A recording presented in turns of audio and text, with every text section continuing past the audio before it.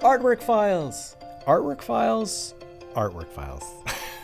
Your printer is going to need some type of artwork file to produce your goods. This part is a little complicated and a little confusing for some if you're not art savvy in the digital world of printing. Basically, they're going to want something which is called a vector file or outlines, something that they can scale and change the size easily and be able to manipulate easily. This is usually done with like Adobe Illustrator. If that's all French to you, then you might need someone with a little bit of savvy to help you out with that.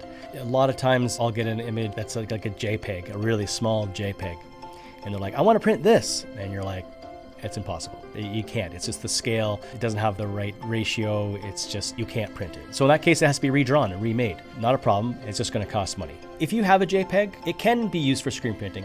It just needs to be very, very large so that it doesn't become pixelated when you are printing it. This is a big piece that you need to figure out. You need to learn what's the best practices used by your contract printer. What do they want? What image size do they want? What format do they want? The better you're versed in this topic, the better you're going to be communicating with your printer and the better your jobs are going to turn out. They're going to want a vector format, some type of PDF, some type of AI file. What they don't want is low-res JPEGs. They're just going to kick them back at you going, we can't print from this. So then you're going to be responsible for then getting it redrawn or remade in a vector format that they can scale and use for the purposes of making your films and then your screens.